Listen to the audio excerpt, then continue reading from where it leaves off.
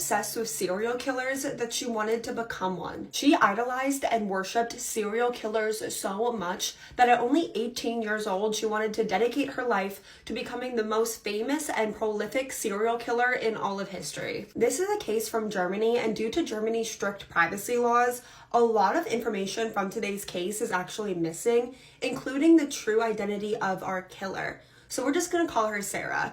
And Sarah, unlike most killers, actually had a pretty good childhood. She seemingly had really loving, supportive parents. She got good grades, she had a lot of friends, and then everything changed when she became a teenager. And you know, a bit of teenage rebellion is normal. Sarah started dressing in darker clothes, listening to heavier music, skipping school from time to time, but things were much darker than that. At only 16 years old, Sarah spread a rumor about herself at school that she was an S worker, like a lady of the night. And this wasn't true, but like Sarah's friends started to realize that Sarah was lying all the time. It seemed like she liked to shock people. She liked attention, even if it was negative attention. And actually really quick, because I just realized I forgot to say this in my intro, I know a lot of you guys have been asking me for more or longer content, especially if all of this goes away. So the second episode of Hot on the Case is out right now, and you can find all the platforms where you can find it on my profile. Now back to the case. It was around this time that Sarah got her first ever boyfriend, a boy named Leon,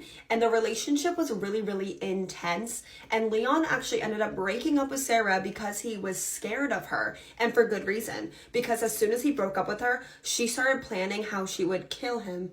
At this point, Sarah's interests, her life had gotten so dark and disturbing. Sarah became obsessed with serial killers, and I'm not talking about an interest in true crime or being fascinated with psychology. Sarah worshipped these serial killers. She idolized them. She was crushing on them like some serial killer fangirl, especially Richard Ramirez, the Night Stalker. He was the background on her phone, and also she had posters of him and Ted Bundy covering her bedroom. And at this point, she's 17 years old to early 18 years old, and I'm just wondering what her family, her parents, think about all this. Sarah began fantasizing about becoming a serial killer, but Sarah didn't want to be any serial killer. She wanted to be the most famous and prolific of all time. Sarah wanted to have more victims than any other serial killer in history. And she began Googling how she was going to do that. She literally made a Google search that said,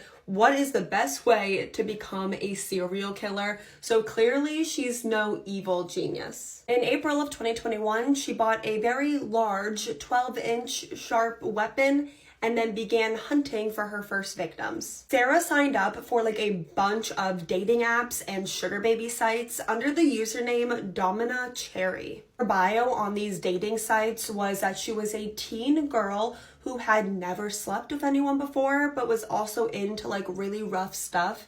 And she planned to meet a bunch of men this way because at this point she decided she really just hated men and wanted to kill all men after her breakup with Leon.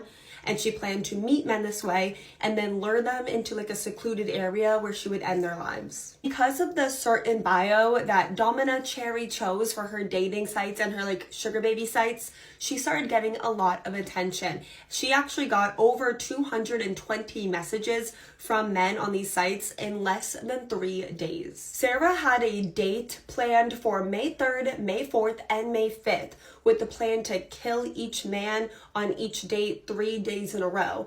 But her first victim that Sarah chose was a 39-year-old man named Zayed. And he messaged her on May 1st, and they planned to meet up that very night. Sarah had already told a handful of her friends about her plans to become this terrible serial killer, but right before she planned to meet up with Zayed, Sarah actually left a voicemail for one of her friends, a girl named Francesca, saying that she was about to kill her first one and to wish her good luck. And I know Sarah is known for being a liar at this point, but when Francesca gets that voicemail from Sarah, she doesn't go to the police, she doesn't tell anyone. All Francesca does is make a Google search of her own. Can I get in trouble if I know about a murder? The answer is yes. Zayed picked Sarah up around 8 p.m. and she directed him to a remote cabin that her family owned in the woods that actually did not exist. And once Sarah had Zayed turn onto like a secluded dirt road, she took out her 12-inch sharp weapon and plunged it into his neck. Zayed actually attempted to like fight off Sarah, and he was able to like hold his wound to stop the bleeding, and he just like took off. He ran towards the main road where a car stopped. They like helped him like a little bit because the person in the car was actually a nurse, and then they called the ambulance. The ambulance came and rushed him to the hospital. Meanwhile, Sarah is like also panicking, and she also ran away towards like the nearest town because Sarah didn't expect Zayed to like fight back. She just thought that he would automatically die. Sarah ran all the way to a nearby town, and she's looking completely disheveled. She's covered in blood, and she's just whispering to herself, "I'm a killer. I'm a murderer." So onlookers in the town called 911, obviously. Sarah was arrested and taken into police custody like 30 minutes after attacking Zayed. And I find it so funny, well, not funny because she's a killer, but you know what I mean, that Sarah wanted to be this like prolific serial killer that never got caught, and she was gonna have the most victims of any serial killer ever. And she got caught like 30 minutes later, like a half hour later. And I call Sarah a killer because although the hospital did as much as they could, the damage that Sarah did to Zayed was just far too much, and he did pass away surrounded by his family. And Zayed has definitely been scrutinized in his case for his decision to want to meet up with an 18-year-old girl. But Zayed's loved ones say that Zayed was a very good man. He was not the type to like look for hookups. And at the time of his death, he was looking for a long-term relationship and to settle down. And Sarah has never shown remorse once, and actually has only ever felt bad for herself because she got caught too early and didn't kill more men. And behind bars, Sarah actually tried to get her mom to kill her ex-boyfriend Leon because that was like her main target all along. Her mom said no, by the way. I don't think I made that clear. Her mom said she would not do that. And due to Sarah's young age, she received no prison time and was actually only sentenced to 12 years in a psychiatric hospital, and she could be released when she's 31 years old, which honestly really, really terrifies me because I think Sarah is a scary, scary girl and a danger to society. And as for Sarah's friend Francesca, who got that voicemail and knew that Sarah planned to kill Zayed, she was arrested and was facing 5 years in prison, but the charges were dropped. And that's all I have for today's case. Hope you guys all had a very happy new year, happy holidays, and I hope you guys know that you guys were truly one of the biggest blessings of my 2024. Make sure you guys all check out the second episode of Hot on the Case, and I will see you guys tomorrow. Love you. Is there a serial killer that is more terrifying than John Wayne Gacy? He's the killer clown, a master manipulator, was able to successfully live a double life, all while being one of America's most prolific serial killers. At one point, they even thought that he had the most confirmed victims out of any other serial killer in American history. John Wayne Gacy was the only son in his family of 5. His childhood has been described as being fairly normal, and I guess that's true if you compare him to the childhoods of other serial killers, but his father was still very much an abusive, violent alcoholic who took his violence primarily out on his only son, John. Because of this, John's mother was really overprotective, but then his father would say that she was going to turn him into a mama's boy and a queer. John Wayne Gacy definitely questioned and struggled with his sexuality for most of his life, but honestly, he was just really interested in the idea of like sleeping with people. The idea fascinated him. When he was very young, his sister actually found a pair of their mother's undergarments that John had stolen. As John Wayne Gacy got older, he had a very normal life. He got married, he had 2 kids, he was running multiple businesses, he was really into politics, the Democratic Party. Everyone liked John Wayne Gacy. His own father actually apologized to him and told him that he had been wrong about him all along. By the late 1960s, John Wayne Gacy had created the perfect life, but it was all a lie. He was obsessed with teenage boys. He would only employ teenage boys. He would invite them over to his house, show them adult content, and give them alcohol. And then in 1968, when John was 26 years old, a 15-year-old boy reported to the police that John had essayed him. John was arrested. His family and community were shocked.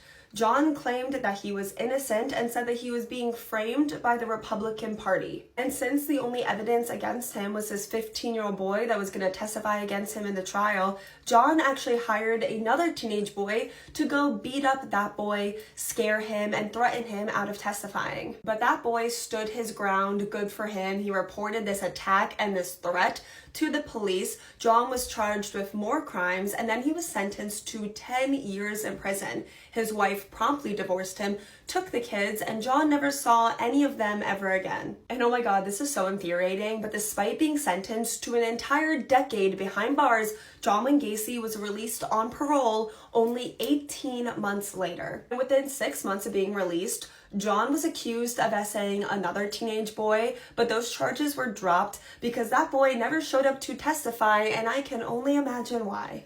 And about 2 years after that, John would take the life of his first victim. And now that he was out of jail, he moved, he got a new wife, he opened up a new business, and went right back to hiring a bunch of teenage boys. Now that he's created this brand new life, John Wayne Gacy went right back to being extremely well liked. And I cannot stress this enough, how convincing John Wayne Gacy was at creating this double life for himself. He was a successful businessman, a family man, a pillar of the community. He was everyone's friend. He would host the best parties. He would show up to every community event, all while being one of America's most prolific serial killers. John Wayne Gacy even spent his weekends volunteering his time as a volunteer clown. He was not being paid, but he would dress up as Pogo the Clown and do children's birthday parties, charity events, and also go to children's hospitals. And knowing what we know now, the fact that he was dressing up as a clown and doing all these children's birthday parties while killing a bunch of underage boys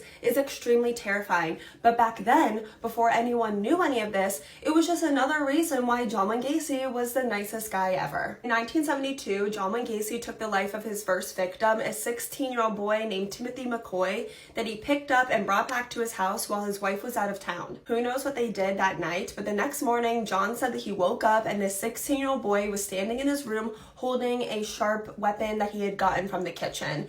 So he didn't know how to react. He just got up, attacked the boy, got the weapon from him, and then used the sharp weapon on the boy repeatedly until he passed away. It wasn't until after he killed the 16-year-old boy that John Wayne Gacy realized his mistake. In the kitchen, breakfast had been prepared by Timothy. He set the table for two. Timothy was not trying to hurt John Wayne Gacy. He was trying to wake him up so they could have breakfast together. He just so happened to be holding this kitchen utensil when he did it. John Wayne Gacy buried Timothy's body in the crawlspace of the home that he shared with his wife, and then after this, teenage boys and young men were disappearing one after the other.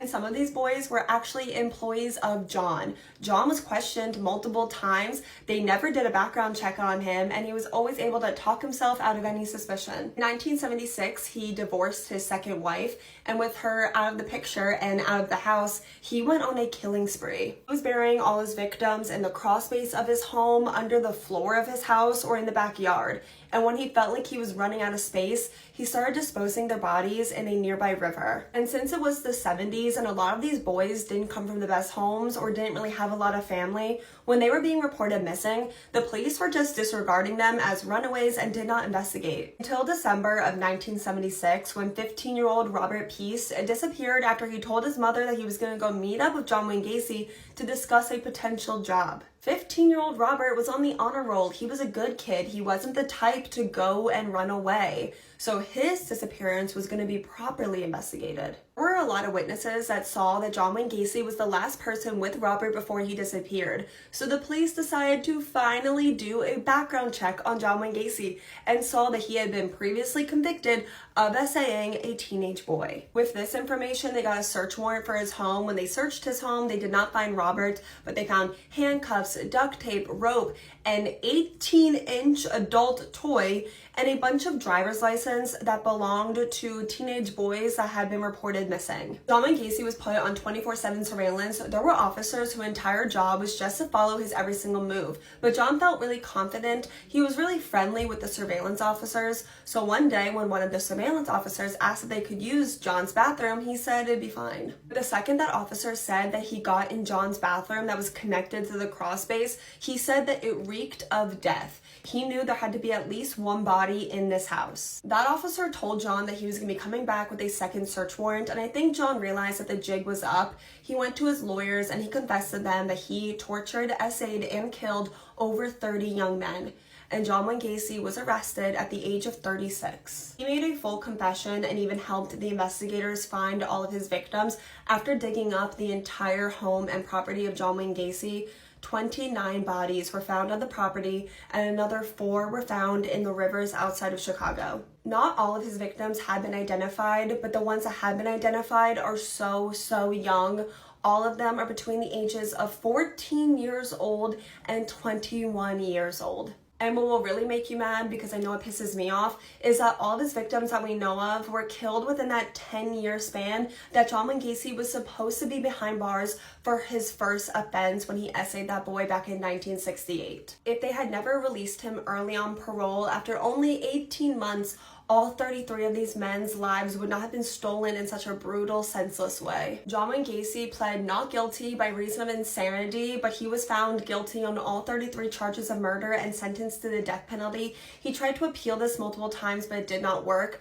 While he awaited his execution, he became a painter and started painting clowns. The day before he was executed, he saw his sister and they took this photo. And then in May of 1994, John Wayne Gacy was executed while a crowd of people cheered in the streets outside. 4 of John Wayne Gacy's victims have yet to be identified, but they have been identifying his victims as recently as 2021. So there is still hope that these men will have their names back one day. If you watched to the end of this video, thank you so much. Let me know all your thoughts in the comments and let me know what case you want to see me cover next. I cannot believe that October is almost over. I will see you guys tomorrow with another video, a Halloween video. Until then, I love you guys so much.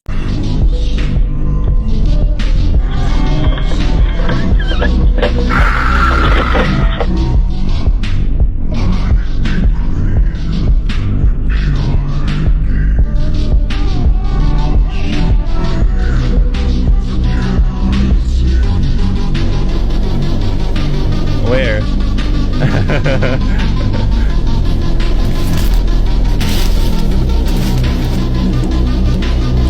Oh my god. Oh my god.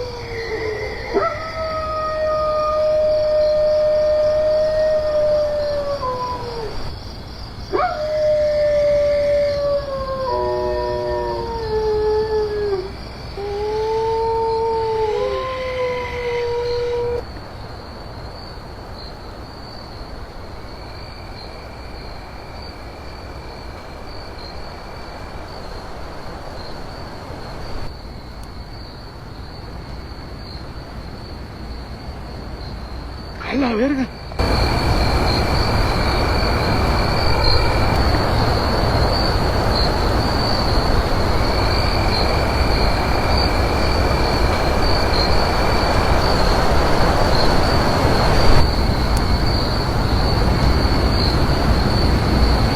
In the following video, a young girl plays with a pair of glasses while mom and dad talk in the bedroom. It appears that no one else is around except maybe their pet dog, but according to the mother who sent me this clip, there is no way that her dog was responsible for this creepy incident. If no one else was present in the kitchen during this time, as she states, then what was this?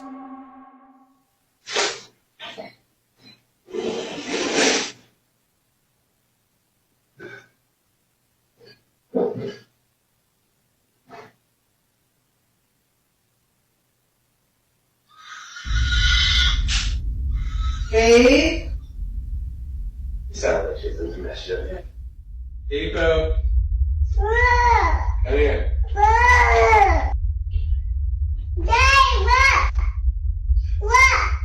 What, baby? Understandably, the child's parents were freaked out upon listening to what was captured. Either in the kitchen or somewhere else in the house, a loud screech is heard. Someone in the house had screamed, but this doesn't make any sense as no one else lives there except them, who certainly didn't scream during this recording. Now, even stranger is the fact that their daughter had no reaction whatsoever to the sound.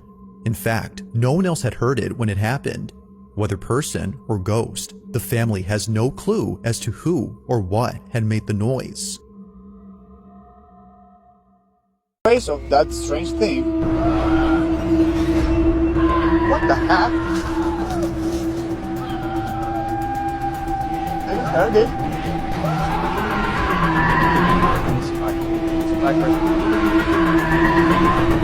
Now! Again. And again. What is that? Something. Oh no! No. No. Should I pull it or not? Pull it or not? Okay. I'm gonna use my knife to open that box. Nice. So, let's see what's there.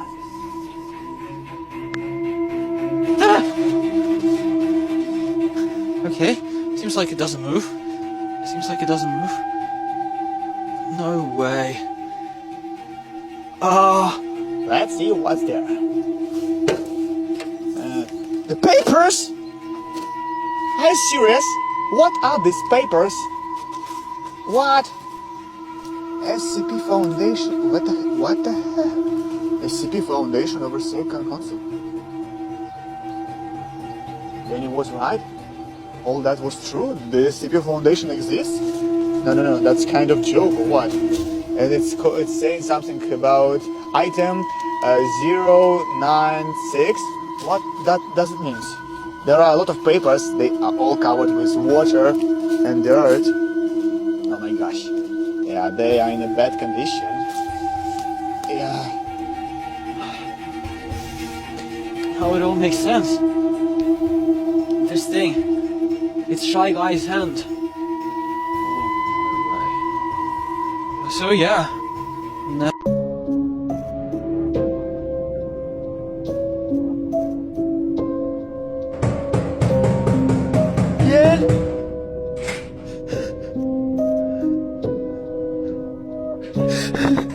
Una noche más.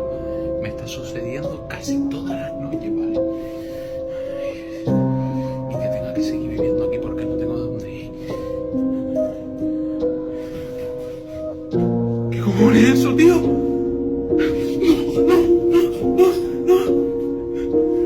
¡No!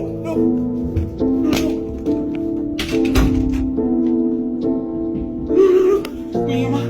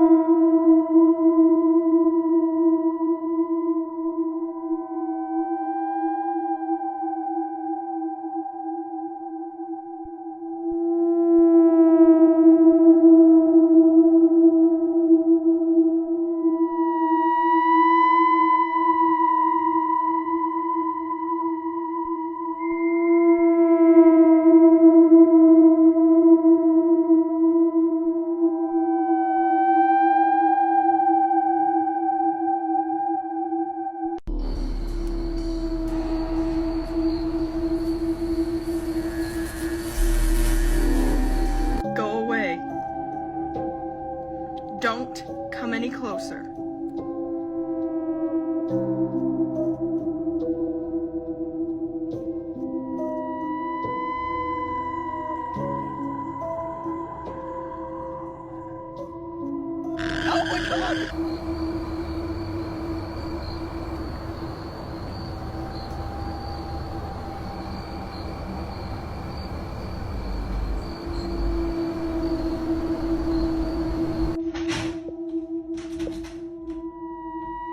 Oh my God! Oh my God! Oh my God! Oh my God! Oh my God! What is that?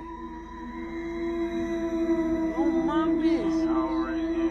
That shit's going off fast. That's not a person at all, bro. That shit disappeared. Wait, what the fuck? What in the glitch is going on? I think that's their skin. I don't know. That's kind of weird. That's...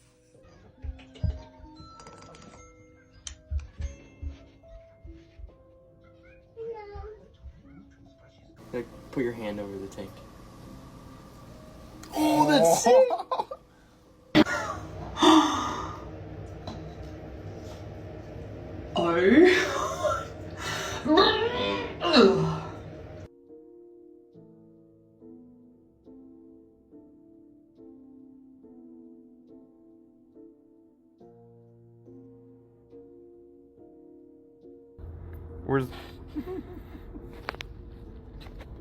Where's my burger? The sky isn't looking pretty at all. Ooh. Straight.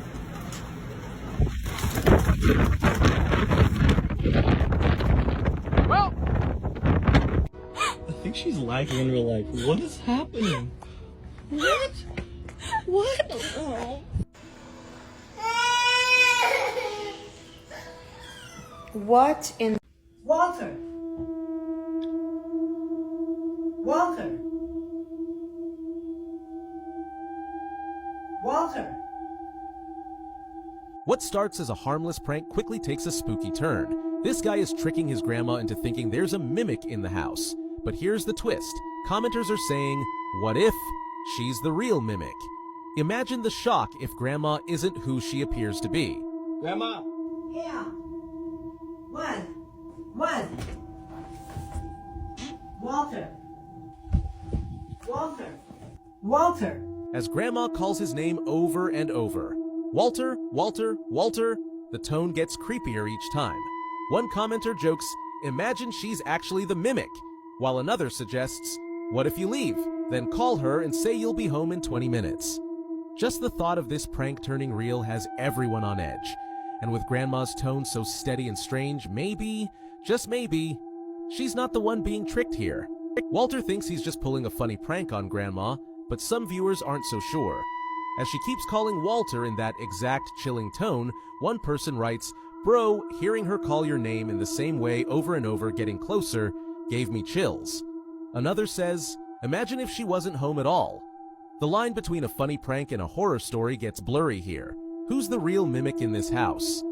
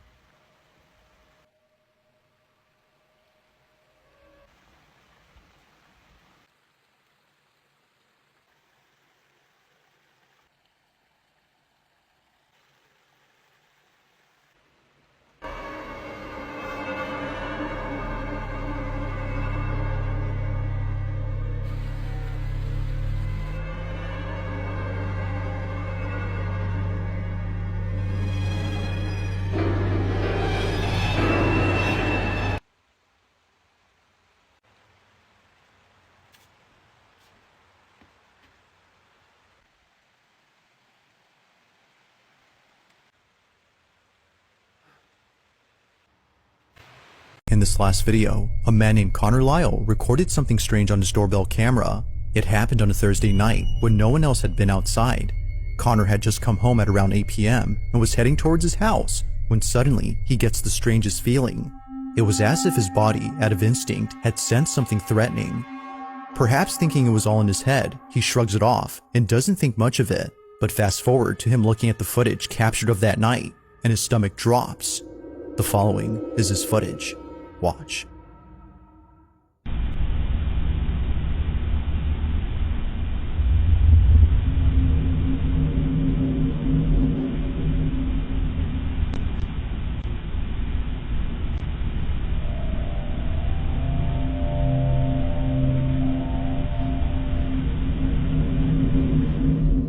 As it turns out, his fight-or-flight response wasn't just random, but rather completely called for. Right behind Connor, there appears to be a shadowy figure walking by and then disappearing out of nowhere.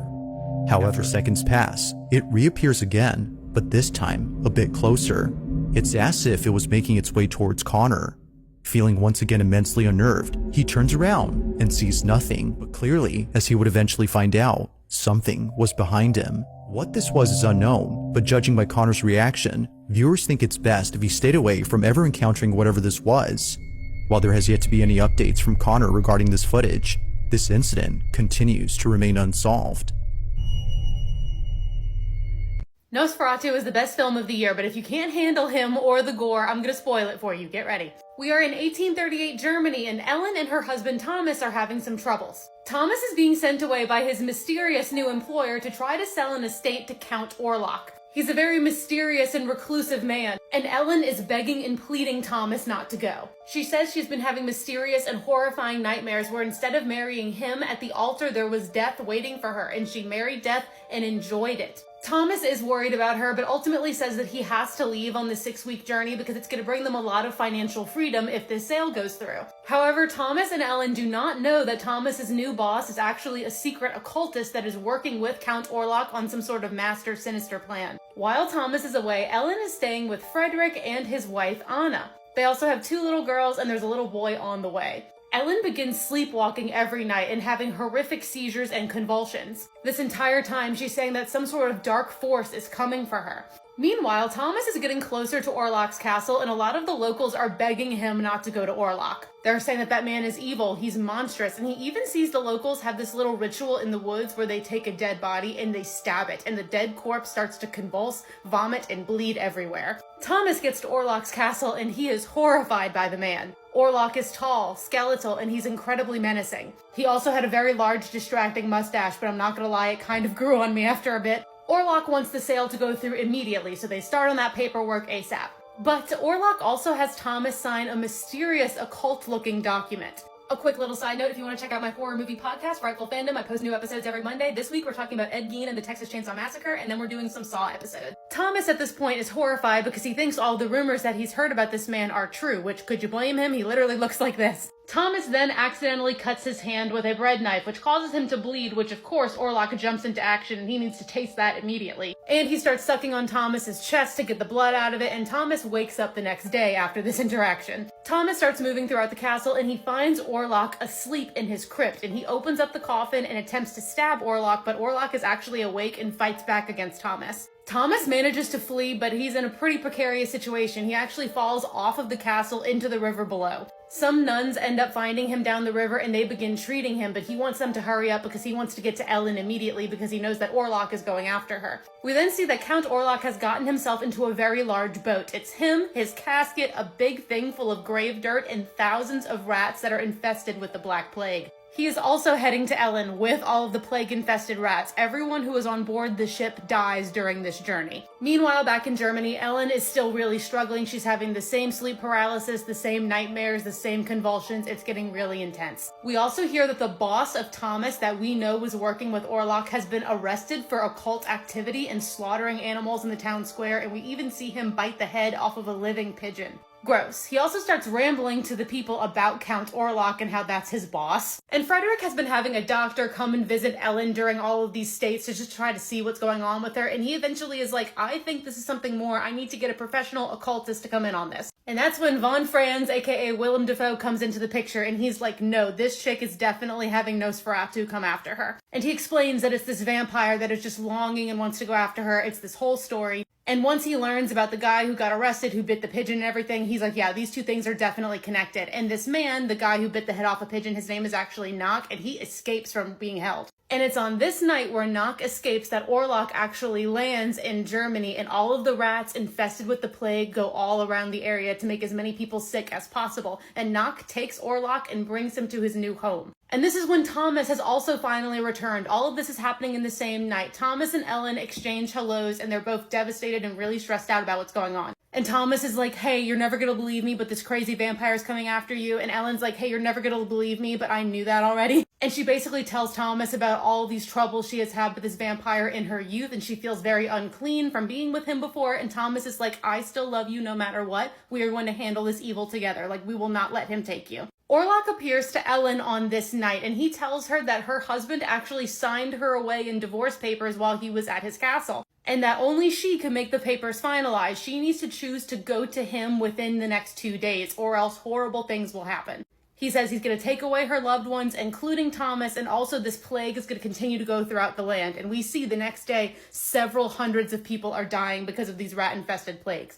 Plague-infested rats, whatever. Orlok demonstrates this power by then killing Anna, the 2 children, and then Frederick, who is overcome with grief, ends up sleeping with his wife's dead corpse in her casket and then succumbs to the symptoms of the Black Plague. And it's at this point where everybody's like, holy crap, what are we gonna do now? We need to kill this guy. We need to get rid of Count Orlok. And that is when he is like, you know what? I have an idea. We're all gonna set out on this little adventure tonight. We're gonna go to his new estate and we're gonna stab him in his casket, and that's gonna put him down for good. But then he goes up to Ellen, and him and Ellen have a private conversation where he's like, hey, yo, that's actually not gonna work. You are the only one that can take out Count Orlok. Ellen basically needs to be the distraction for Count Orlok and give him what he wants. That night, Thomas and his gang end up going over to Count Orlok's new estate to stab him in the casket, but to their surprise, Count Orlok isn't in there. It's Knock, that crazy guy that used to be Thomas's boss. And they stab him, but that's when Thomas gets really angry at Franz and is like, hey, you knew this was gonna happen, you tricked me. And that's when he's like, yeah, because your wife is really the only one that can stop him. And they start racing to go back to their house so they can try to stop Orlok from hurting Ellen. But then we see things from Ellen's perspective. Ellen has summoned Count Orlok to her chamber. She says that she is willing and is of her own free will, and she agrees to be with him physically for the night. He ends up drinking her blood, they do the deed, but then in the morning, sunlight starts to come in through the glass, but Orlok is still with her. The sunlight hits him, and he dies.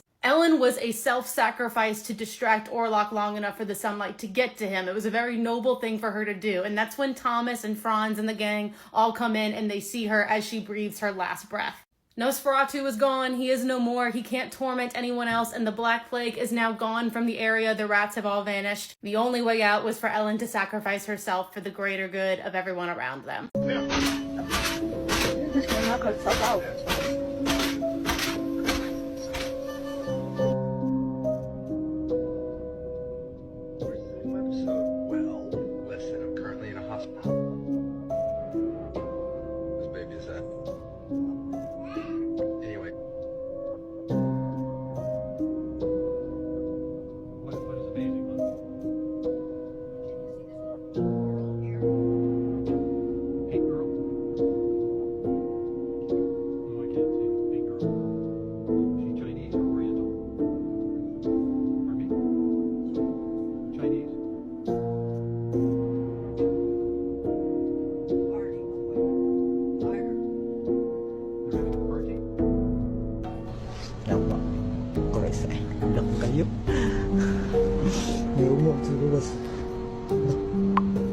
Ya Allah.